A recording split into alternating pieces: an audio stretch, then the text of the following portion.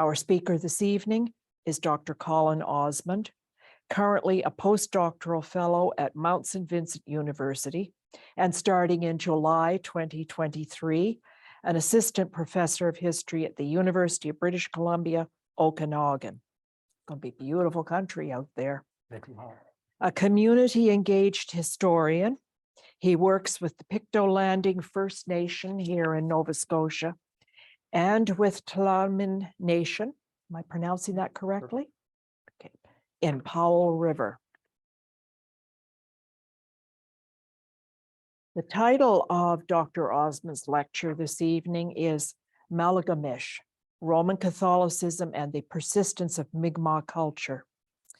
Every year on the 26th of July, Mi'kmaq travel in numbers to Maligomish, a small island off Maligomish Harbor, to attend St. Anne's Day, a Roman Catholic tradition honoring their patron saint. The gathering, however, is much more than the celebration of a Catholic holy day.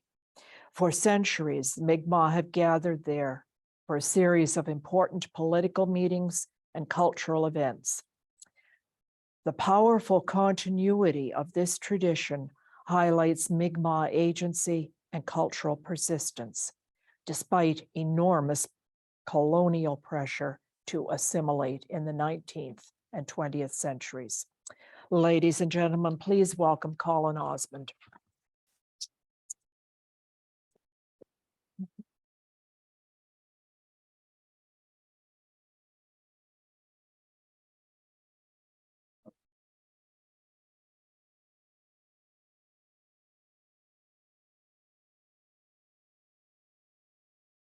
All right. Thank you very much for that introduction, and thank you all for coming tonight. And thanks to everyone who's attending online as well.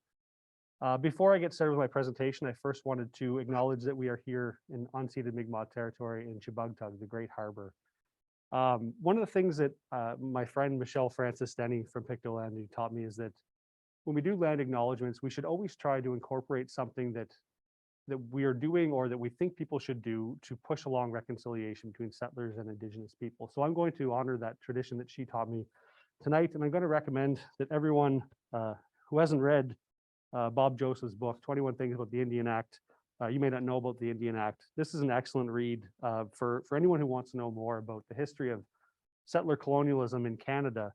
The reason I like this book so much, and I use it a lot in the courses I teach, is it's short. It's 140 pages with some appendices after that really give a good deal of information about the Indian Act and how it impacted Indigenous people and how it allowed settlers to come to Indigenous spaces and do the things that they did.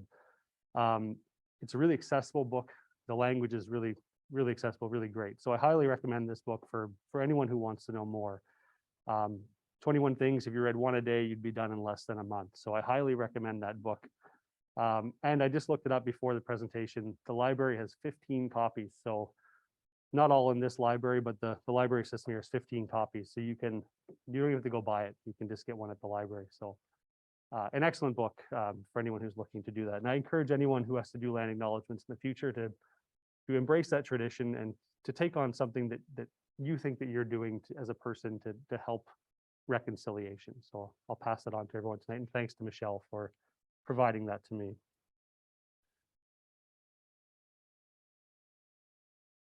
There we go. Before I begin, I just want to point out a little bit of the area that I'll be talking about tonight. You can see this map here, this red polygon. That's roughly Pictou County. That's the general area of Nova Scotia we're talking about. But really what we're looking at here is this island in the Maligomish Harbor called Maligomish. A few of the other place names we'll talk about tonight. Pictou Landing First Nation Reserve here. Also known Osage Boat Harbor, Fisher's Grant. You'll hear me say Fisher's Grant a few times tonight. That's what that reserve used to be known as. Also Indian Cove. Maligomish at times in the past has been called Indian Island or Chapel Island, not to be confused with the Chapel Island that's in Cape Breton. And there's the town of Pictou, New Glasgow, to kind of give some space for people who are looking to know more about where I'm talking about. I do show some historical maps, but they're not always the best ones for locating yourself. So I'm a community engaged historian, and for me, what that means is that I need to design my research projects not only based on my own interests and the things that I'm finding as a historian, but also working with communities to talk to them about the things that they need to know more about in their past, or the things that they are doing in their community that I can, as a historian, engage with and help to provide some of those details. If I have all these documents sitting on my laptop, they're not very helpful to anybody else but me and the people who are unfortunate enough to read the things that I write.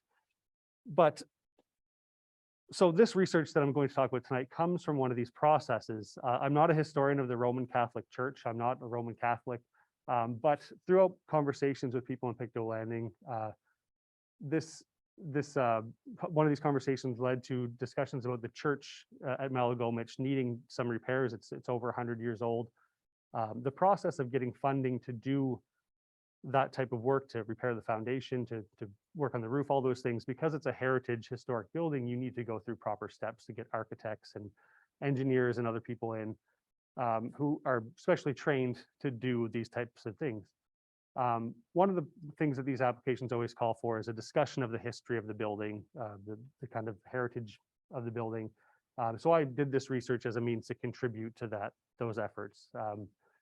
I had found a lot of documents with Maligomish already, and I just kind of increased my kind of efforts to find more. And then that's the one way that I can fine tune my research to help with things like this that are maybe a little bit outside of my normal research focuses. But as a community engaged historian, these are the things that we try to do to be adaptive, to make our research not just meaningful to people who are interested in history, but to the communities that we work with.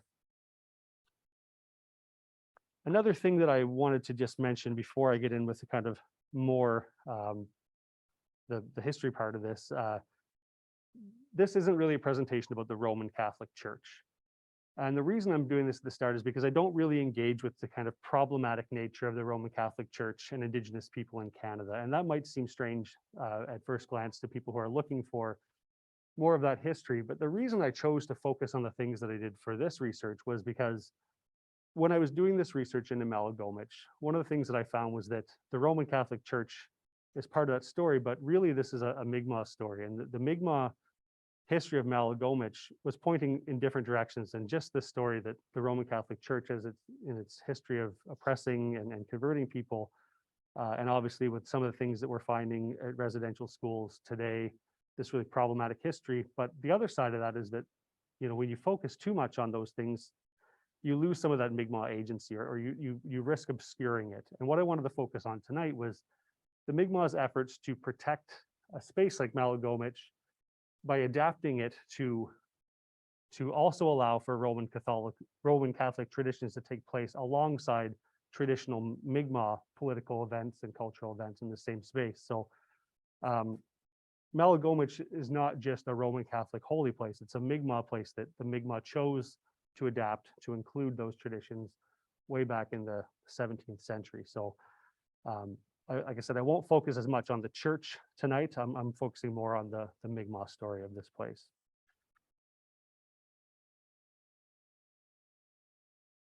Every year on July 26th, Mi'kmaq gather at Maligomish from all over Pictou County and all over Mi'kma'ki to celebrate St. Anne's Day.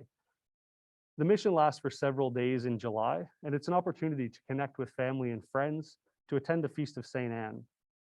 Families come together to celebrate marriages, witness baptisms, and a host of other important cultural and social events. The church and the mission have been an important part of the Mi'kmaq history at Maligomish for the past several centuries, but they exist only as a part of the longer history of Maligomish, serving as a keystone place within the Mi'kmaq world. Shell middens in the area, so archaeological work done in the area, indicates that the Mi'kmaq have occupied places like Maligomish for at least the past 1,500 years, with all likelihood much longer. Mi'kmaq from all over Mi'kma'ki would gather on the island seasonally to come together to harvest resources, to fish, to hold political meetings, to elect chiefs, to trade, to reaffirm kinship, and host important cultural events. Maligomish offered access to the bountiful fishery in the Northumberland Strait, and it's also a kind of a transportation hub with several rivers flowing into Maligomish Harbor that offered transportation into other places of Mi'kma'ki. So it's kind of the central hub in that way. Today, the name mostly associated with Maligomish. In the past, like I said, it's been known as Indian Island in the historical documents and the settler documents, sometimes Chapel Island. But when I say Maligomish, I'm referring to the island, but Maligomish was a term that referred to the broader area. Early European explorers in the area recorded several Mi'kmaq village sites in what is now called Maligomish Harbor. There was a sizable village at Barney's River on the mainland just across from Big Island, as well as on Big Island itself. So there was lots of Mi'kmaq presence in the area when the French started showing up in the 17th century. Archaeologists have reported shell heaps and middens. And middens are the discarded tools or shells, these kind of signs of long occupation, long indigenous occupation in a site. And these are all over Maligomish Harbor in the region. It indicates that this was a place that was the Mi'kmaq had lived for a long time. When the French began visiting the region, first in the 16th century, but more frequently in the 17th, many Mi'kmaq, for a variety of reasons, began to adopt Roman Catholicism into their worldviews. Maligomish became a place where Mi'kmaq would host traveling missionaries. French traders and missionaries operated in Pictou, or what is now Pictou County, since the 17th century, and the presence of the fur trade had remade some aspects of traditional Mi'kmaq life in some important ways. So Mi'kmaq were now spending more time doing things like trapping and hunting for furs to get access to European goods like copper kettles and beads and iron goods. So that was becoming a bigger part of the Mi'kmaq economy in the 17th century. By 1600, as many as 1,000 ships had visited the Mi'kmaqi shoreline to trade with Mi'kmaq groups. And by the 18th century, it was normal for ships going to Pictou Harbor to report that they were trading for, like one instance in 1765, a ship traded for 4,000 pounds of fur in one day in Pictou County or Pictou Harbor. On this slide here, this is an iron cross. This is actually on the wall of the Stella Marie Church in Pictou today, in the town of Pictou. This was dug up by a Mi'kmaq man digging at King's Head, which is just in Maligomish. And he dug it up in the late 19th century, but it's a church spire that was used in France anywhere from the 16th or 17th century. So this, we know that there was some sort of religious presence in Maligomish at that time. If this was coming from the 17th or 18th century, we know that there was likely some sort of church. This isn't a massive cross. This is a few feet big. Like I say, it's on the wall of the church in Pictou, and it's kind of held up by a couple nails and these leather straps or whatever it is. So it's not this massive thing, but it'd be the type of thing that would be on the top of a church spire. There was also another place in Pictou Harbor called Indian Cross Point, where there was a fairly large, some reports say up to 10 meters big, a massive cross there that was used as a landing mark for French traders coming to the area. European settlement in Maligomish proceeded slowly until the 18th century and early 19th century. However, the British began carving up sections of Mi'kmaqi mostly for loyalists and Scottish settlers, beginning as far back as 1765. And over time, the Mi'kmaq increasingly found settlers occupying their land. So this is a map from 1785, but this is the 82nd Regiment grant that came after the American Revolution, and all those loyal British people came up to settle in Pictou County. The Wentworth grant was this section of it over here. This was done in 1765. So while these kind of gentlemen in London or maybe Halifax were sitting over these big maps of Nova Scotia, carving up these spaces without any Mi'kmaq consent, there wasn't actually a lot of people in 1765 coming to live on these lands. So one of the reasons why the Wentworth grant was absorbed into the later 82nd Regiment grant was because not very many people had actually come to occupy their lands in Maligomish. A few did, but for the most part, it was still largely unoccupied between 1765 and 1785. The only place that was protected from settlement were two small islands down here, shown as one island here. And these were reserved for the Mi'kmaq in 1765. And they were called Indian Island and Woolies Island. Now, today, they're known as Maligomish Harbor Indian Reserve number 31. So regardless of the fact that there wasn't that many settlers coming in the late 18th century, settler land claims began to conflict with Mi'kmaq land use within that time. And I'll talk about a few instances. In 1783, a man named Paul Shashagonoit, the chief of Picto-Amerigish Mi'kmaq, requested a license to occupy the land that they've settled upon on the southeast side of Maligomish Harbor. And this will also give them hunting and fishing privileges throughout the region. But the government, there's no indication that they actually acted on this land claim. They certainly didn't survey any of the land for the Mi'kmaq at that time. And by 1770, sorry, before I move on, they didn't survey this in 1783 when they asked for it. Instead, they decided that they were going to protect the few settlers there and protect their land claims. And one of the people that they chose to protect was a man named Barnabas McGee, and often known as Barney McGee. And he had occupied land on the east side of what later became known as Barney's River, a place that was already the site of a Mi'kmaq village. So Barney McGee had come to the area, the Maligomish Harbor area, in 1776 when he settled on the eastern shore of the river that would later be named after him. Apparently, there's some records that show that the Mi'kmaq who were living on the western side of Barney's River, and Barney himself was living on the eastern side, for the first decade or so, the relationship was okay.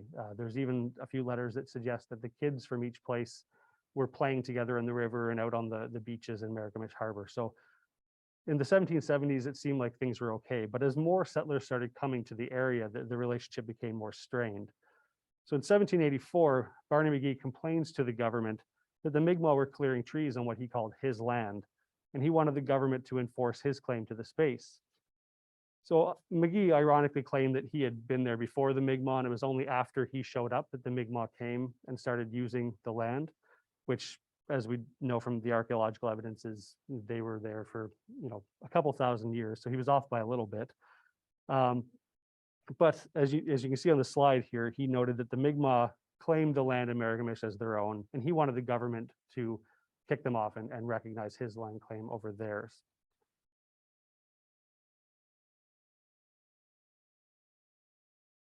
Of course, the government didn't, they helped Barney McGee. They didn't back up the Mi'kmaq claim. They chose to side with him. So in 1793, another Mi'kmaq request came for the government asking for recognition of their lands in Maligomish. Tony and Nanny Vry, on behalf of their family, requested 4,500 acres of land at Maligomish. And this was, they argued, it was in lieu of lands that they could no longer take up in Pictou Harbor. So by 1780s, there was more and more people showing up in Pictou Harbor at the town site there. And Tony and Nanny Vry were claiming that since they lost their access to their spaces where the town of Pictou is now, they actually wanted them to survey 4,500 acres of land in Maligomish Harbor. Bit of a theme here, but the government also ignored their request, and Barney McGee was able to preempt more land in the 1790s, and the Mi'kmaq never got any reserved space on the mainland shore of Maligomish Harbor.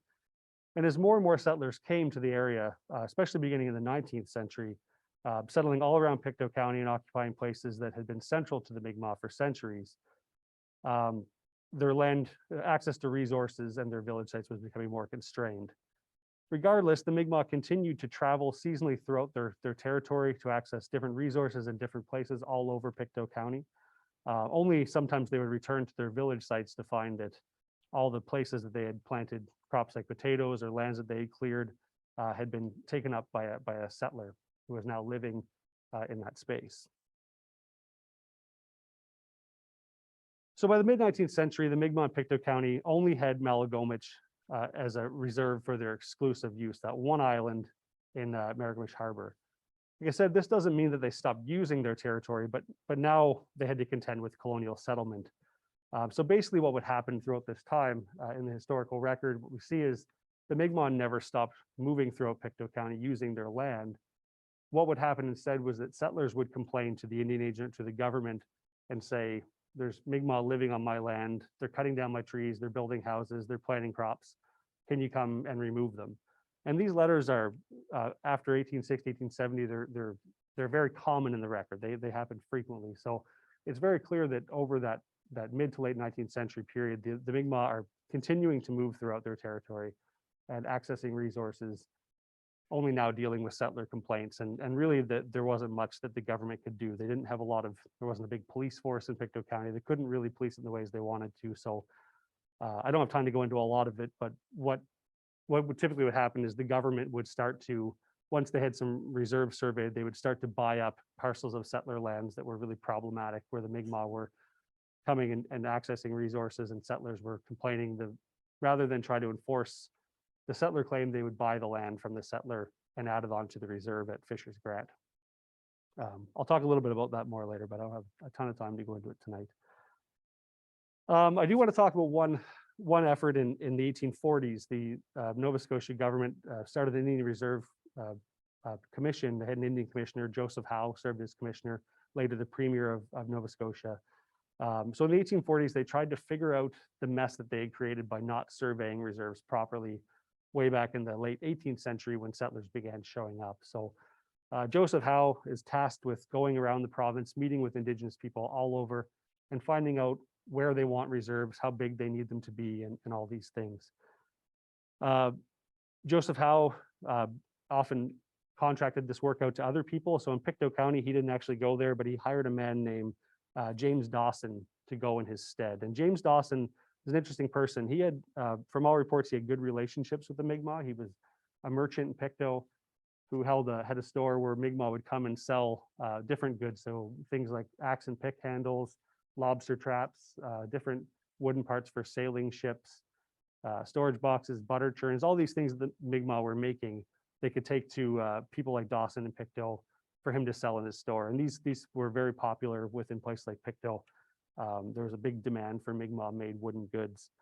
So Dawson had a mercantile relationship with the Mi'kmaq. So he was the one who was tasked with going out and meeting with all the Mi'kmaq in Pictou County to find out where they wanted reserves and what the land they wanted was. So Dawson goes to Maligomish in June of 1842. He arrives late in the month, so by the time he gets there, most of the Mi'kmaq have already left to go fishing, fishing for herring and different other fish out in the Northumberland Strait. So there's a few people left on the island when he gets there in 1842. One man was Chief John Lapierre, and he agreed to meet with him, but first he wanted to go around the island and gather all of the women who had not gone off fishing to meet with Dawson to discuss land. So they talked about land a lot. They also talked about a few other things. One of the things that they talked about a lot was that they wanted this, Dawson thought it was a good idea to send Mi'kmaq children to the school in Pictou. And this is something that all the Mi'kmaq he was talking to had really disagreed with. And they said, he reported back that they said any of their children being educated in the white man's school, they objected to this because when so educated, it would break off all natural ties of affection and association between them and their tribe. So aside from land, they're also talking about education and other things. So Lapierre tells Dawson that the Mi'kmaq required more land to live on. Maligomish is not a very big island, and that was the only place reserved for all the Mi'kmaq in Pictou County. So Lapierre tells Dawson that they want this land at the entrance to Pictou Harbor at a place called Osag. And this is where Fisher's Grant Reserve comes. This is this space right by the end of the intercolonial railway that the Mi'kmaq were working at as loading trains and ships frequently.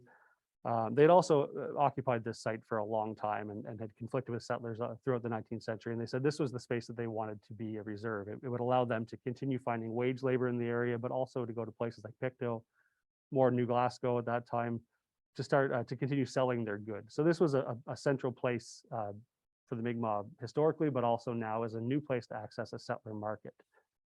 So Lapierre's vision is that Fisher's Grant would allow the Mi'kmaq to access all those resources while also keeping Maligomish as a place where they can go to access the fishery, but also as an important spiritual place.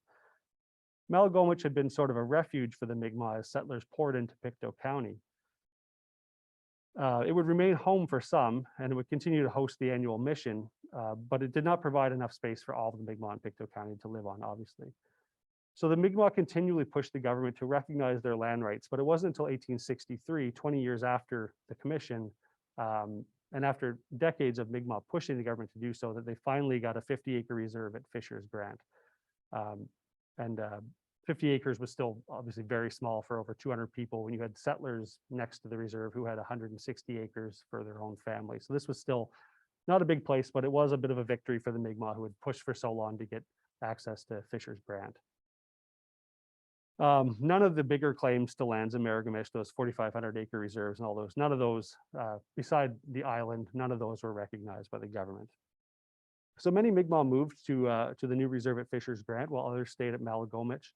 And like I said, it's important to remember that these were just two reserves. Mi'kmaq were still living throughout Pictou County, accessing different places at different times of year, as they always had. So that I wanted to cover a little bit of that colonial settlement history, just to kind of paint a picture of what it was like in Pictou County throughout the 17th and 18th and 19th century. Now I'm going to focus now more so on Maligomish and the church. So using this kind of struggle between settlers and the Mi'kmaq as kind of the foundation to talk about why Maligomish remains so important going forward. The Roman Catholic Church is an integral part of the recent history and culture at Maligomish, but it's important to remember that these cultures and traditions are built on long-standing cultural and social ceremonies that have taken place on the island and in the broader region for centuries. So before the arrival of the Roman Catholic Church, Mi'kmaq traveled to Maligomish annually every summer to trade, to hold important cultural ceremonies, to reaffirm these kinship connections between different places, and perform things like marriage ceremonies, naming ceremonies, elect chiefs, and to have important political discussions. Maligomish was a place that connected different areas of Mi'kmaq together through these annual meetings. When missionaries came to the area, they recognized the importance of Maligomish because it was already a central place in the Mi'kmaq world. So they put their efforts into visiting that place, because that's where they would find the Mi'kmaq. The Mi'kmaq in the 17th century altered this seasonal summer gathering to include Christianity, but it wasn't the other way around. It wasn't the Roman Catholic Church asserting their presence and telling people they had to go there to meet the priest. It was the Mi'kmaq were already going there, and the priests were using that as a way to get access. In 1629, the Jesuits had been long established hadn't by 1629, by the 17th century, the Jesuits and other missionary orders were well established in Nova Scotia. As far back as 1629, the Jesuits were using different Mi'kmaq oral traditions, such as the story of Glooskap and Nagumi, which Nagumi is Glooskap's grandmother. So the Jesuits were using stories of Glooskap and his grandmother to parallel stories of Jesus and his grandmother, Saint Anne, to use that to teach about Catholicism and Christianity. And it was through these stories, this was a common thing that the Jesuits and other missionaries would do, but they would parallel these stories together as a means to teach Christianity and get Mi'kmaq to convert to Catholicism by showing the parallels between the two religions. The first stone Mi'kmaq church erected in Mi'kmaq was the Chapel of Saint Anne au Cap Breton, built in 1628 in Unama'ki at Potlotec, or Chapel Island, Cape Breton. Mi'kmaq from all over Mi'kmaq would visit this church in Unama'ki, and it was also a base where French traders and missionaries would use to travel out throughout the broader Mi'kmaq region. However, while Saint Anne was declared the Mi'kmaq saint in 1629, no formal Saint Anne's Day is on record until 1751, and it was Father Pierre Maillard, remembered today as the Mi'kmaq apostle, who formalized Saint Anne's Day as an annual Mi'kmaq celebration. Maillard had built up a relationship with the Mi'kmaq by learning how to speak Mi'kmaq and then traveling extensively with the Mi'kmaq throughout the 1740s and 50s. And Maillard was also really popular because he transcribed the Bible into a pictorial text that the Mi'kmaq recognized. So he was a really influential person who was highly influential with the Mi'kmaq in getting them to adopt Catholicism. He also did things like translating Christian hymns and gospels into Mi'kmaq and other things. So he would travel throughout Mi'kmaq preaching. He used places like the fortress of Louisbourg as his base to go out and do these missions.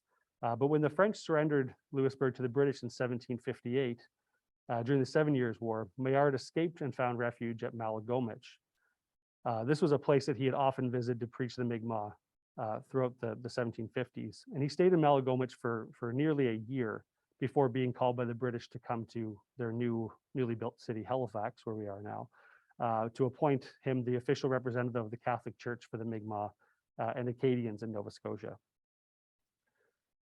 It's likely that the Mi'kmaq built a church somewhere in Maligomish during the 17th and 18th century. As I mentioned earlier, the late 19th century discovery by a Mi'kmaq man digging at King's Head found that old cross that was likely on the steeple of a church at some point. It suggests that there might have been some sort of church in that area. And Maillard, Father Maillard, when he was in his writings from Maligomish, he records that he's writing from his oratory at Maligomish. And an oratory is a place of worship recognized by a religious official. So these kind of historical notes suggest that there was some sort of religious building in Maligomish, perhaps several. It's unclear where or when they were built. The first recorded church at Maligomish was constructed in 1835. An 1835 letter indicated that the Mi'kmaq Maligomish had, quote, with some assistance and much labor by themselves, erected in Maligomish a house dedicated to the worship of Almighty God.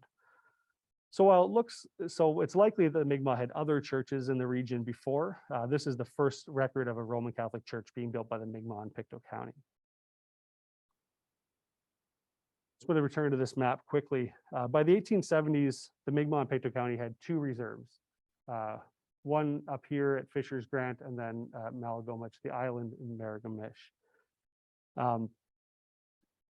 So with the new reserve, the government was trying to get all of the Mi'kmaq to spend more time here and less time here, because this was a place that was easily accessible by Indian agents and all the government services and things like that.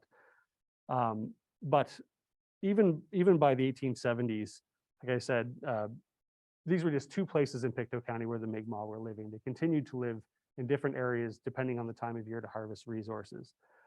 In 1874, Indian agent Reverend Ronald McDonald reported that it was difficult to take a census of the Mi'kmaq population in Pictou County due to what he called the migrating dispositions of the Mi'kmaq. A decade later, in 1887, Reverend Roderick McDonald, this was Ronald McDonald's brother, both of these men were Indian agents for Pictou Landing at different times. He stated that, quote, about 1/2 of the number of Indian families in Pictou County live permanently in Indian Cove or Fisher's Grant, while the other half roam all over the country. So Maligomish and Fisher's Grant were simply just part of this much broader Mi'kmaq world, even as settlers came and took more and more of this space. Many families would live at Maligomish during the summer months to have better access to the fisheries in the Northumberland Strait before returning to Fisher's Grant for the winter, so they could obtain wage labor in town, but also to take part in making different wooden goods so they could sell them in markets. Several families also moved to another place called Pine Tree Gut, which is down here, so pretty close to Maligomish. They would move here in the winter. So Pine Tree Gut is a place that was protected by these islands. It was protected from the winds that would blow down the Northumberland Strait in the winter. And it was also a place that was really had a bountiful eel population. So the Mi'kmaq were catching eels in Pine Tree Gut and selling them to markets in Pictou, and also using them for their own consumption. So this annual cycle continued well into the 20th century, with families traveling throughout the year to access different resources and wage labor opportunities in different parts of Pictou. But Maligomish was a place where pretty much every Mi'kmaq went in the summer, at least for a few weeks, to attend the annual Maligomish mission. By the late 19th century, the annual mission in Maligomish had maintained its important role in Mi'kmaq life. And while the mission had obvious religious Roman Catholic importance now, many of the traditional Mi'kmaq cultural, social, and political structures for the annual summer meetings were still in place. In 1881, Indian agent McDonald attended the St. Anne's mission and reported the event to the Department of Indian Affairs. He wrote that in the weeks before the 26th of July, Mi'kmaq from all over Mi'kma'ki would assemble at Maligomish. They would gather there in the weeks before St. Anne's Day to negotiate what he called temporal matters which concerned the whole tribe. In the days leading up to the mission, Mi'kmaq attended to their public secular business, as he noted. I'm going to read a quote from him about this. So he said, "This they always do before they engage in the more solemn duties of religion. The chief, the subordinate captains, and the populace generally are evidently impressed at this season with a deep sense of the responsibility which makes men thoughtful over the welfare of their nation. A review is held of public current events for the last 12 months. The relations of the band with other bands of the tribe are considered, and all the exigencies of the actual situation are gravely discussed in solemn council." So as I've said, at Maligomish, this is a place where chiefs were elected, marriages were affirmed, disputes were settled, kinship connections were reaffirmed, and plans for the future were debated. So the annual meeting at Maligomish maintained this traditional function in the Mi'kmaq world, only adapted now to include the Roman Catholic ceremony, the St. Anne's Day feast. Clearly, this annual mission was an important part of the Mi'kmaq world, and it functioned as both a meeting place where Mi'kmaq social, political, and cultural events took place alongside Roman Catholic ones. So as Indian reserves and the Department of Indian Affairs and settlers and settler colonialism worked to isolate Mi'kmaq families more insular on reserves. Places like Maligomish served as a place to kind of stitch together those connections that had been disrupted by things like creating Indian reserves and separating Mi'kmaq from each other. So this was a central place for allowing those connections to remain alive. So we often look at buildings like churches and we see them as tools of colonialism and agents of cultural decline for Indigenous people. But what I found through this research is that we also need to consider that engaging in the church, taking part in activities like building churches, the Mi'kmaq were able to maintain aspects of their traditional life that the government was actively trying to stop at the time. So there's no way that the Department of Indian Affairs was going to let something like Maligomish and the annual mission there continue and occur if there wasn't a Roman Catholic element to it. These were the things that would have been seen by the Department of Indian Affairs as uncivilized or backwards, and they were introducing laws and the Indian Act and legislation to stop this type of event from happening. But with the St. Anne's Day attached to it, these things were able to continue well into the 20th century. And like I said, these two events were taking place at the same time and allowing the Mi'kmaq to maintain these traditional systems.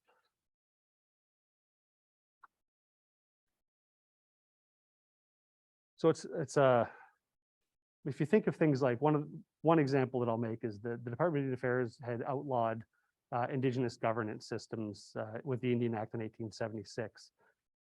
So they started enforcing things like band councils and band council elections for one-year terms. You had to be male, you had to be in good standing in your community. All these things that the Department of Indian Affairs put in place as rules for Indigenous governance within the community.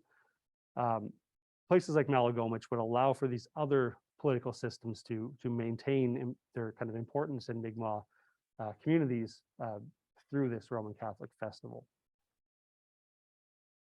By 1890, the church at Maligomish, which was built in 1835, was beginning to fall into disrepair.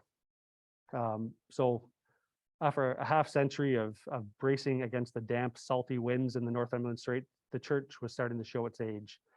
In the summer of 1890, the Mi'kmaq living in Pictou County pooled their labor and money to build a new church at Maligomish. The Mi'kmaq contributed $1,000 to buy materials, and they did all the labor, all the carpentry, the masonry, the foundation work, the shingling. They did all this themselves. To help fund the church, they also held a public picnic on the island after the 1890 mission to make more money to help finish this church.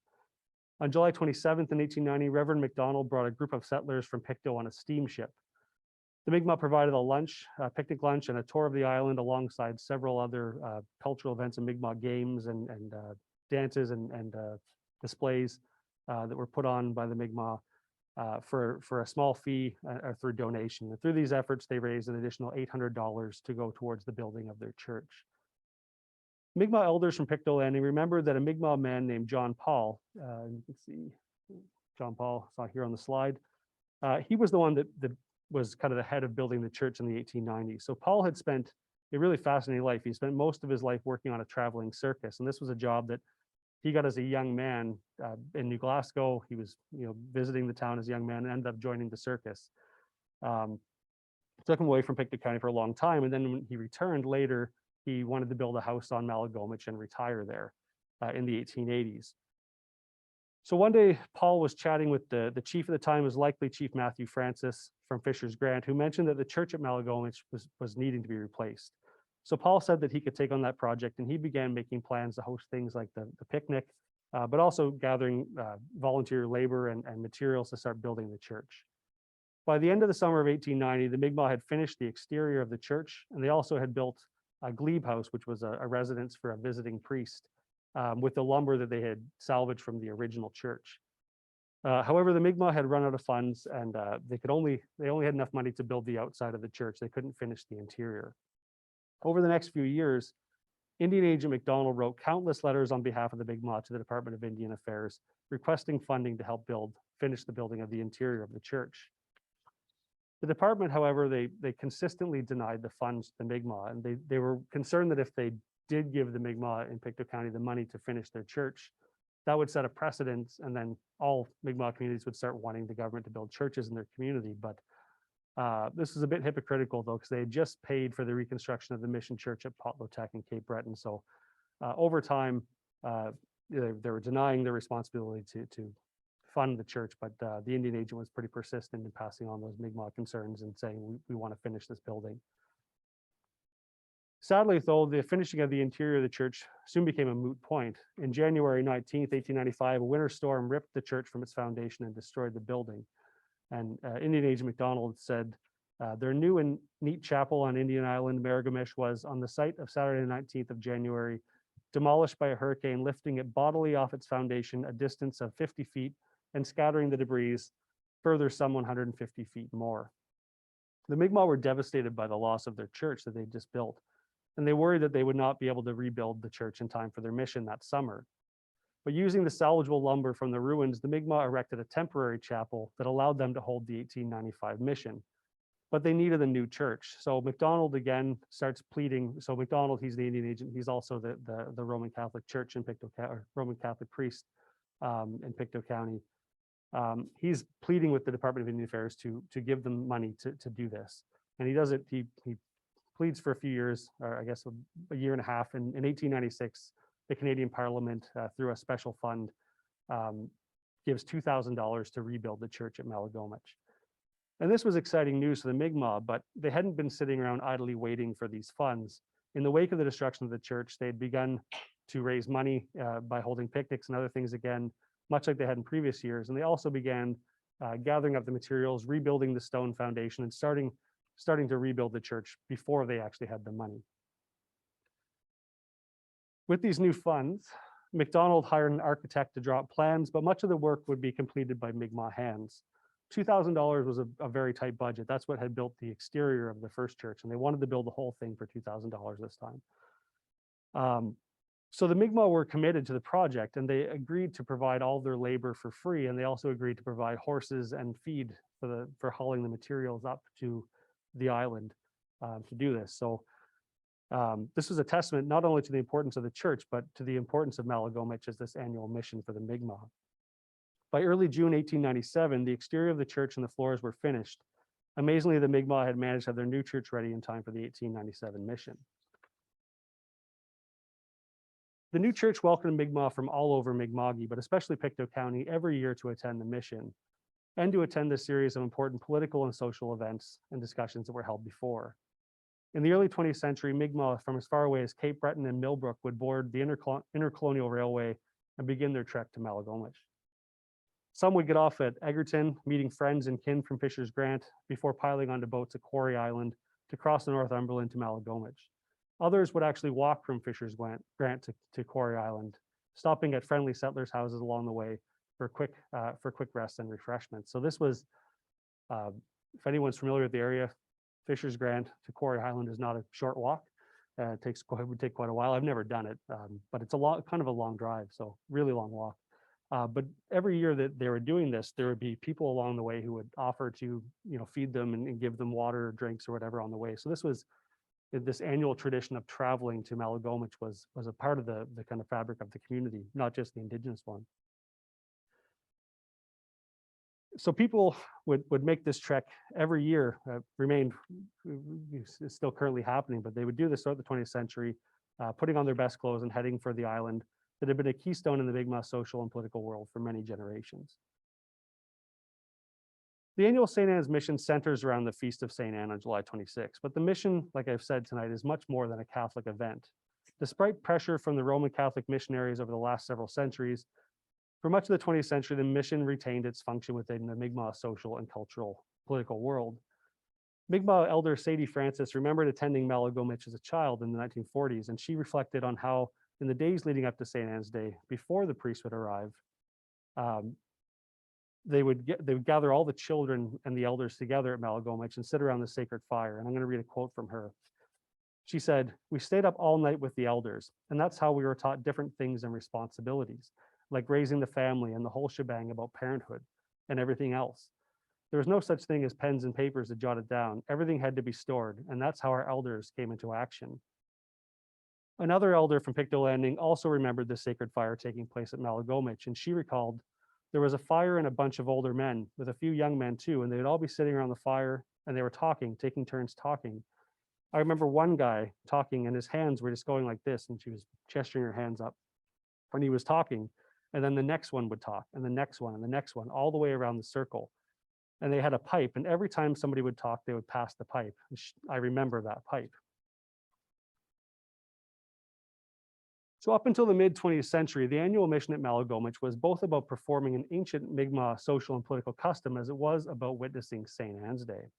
Sadie Francis recalled that at one mission when she was 9 or 10 years old, one of the priests heard that the children had been up all night the night before, learning from the elders at the sacred fire.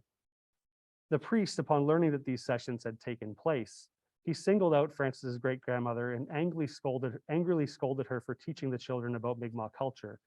So the priest, in front of the whole crowd, he got right up to her and he told her, he put his finger in her face and he said, "Woman, you are not to do that again. That is not church." And that moment stuck with Sadie Francis. And she said after that, for a period of about 50 years, she did not recall another sacred fire being lit at Maligomish. Francis stated that the sacred fire returned to Maligomish about 5 years ago from when she told me this history in 2018. There may have been sacred fires on the island, but Francis couldn't remember any of the children being gathered together to learn from the elders like it was really common in her childhood. Francis raised an important point about the history of Maligomish and its function within the Mi'kmaq world. The priest that told Francis's great-grandmother that the Mi'kmaq traditions at Maligomish were not church had a very limited view on Mi'kmaq religious understandings. Francis said that the priest was wrong in his assessment of the Mi'kmaq teachings at Maligomish. She said, "I think it's very much church. What we're teaching our people, our kids, has a lot to do with our religion and has a lot to do with our faith." Mi'kmaq had met at Maligomish for centuries to talk politics, make decisions, perform culture, strengthen kin bonds, and a whole slew of other important things. Missionaries recognized the importance of these summer gatherings and used this to parallel Christianity to St. Anne's Day. The Mi'kmaq altered an existing seasonal gathering to accommodate the Catholic celebration, and for centuries the meeting maintained its function within the Mi'kmaq world, a display of Mi'kmaq cultural and social persistence despite enduring centuries of colonial pressure. Thanks very much.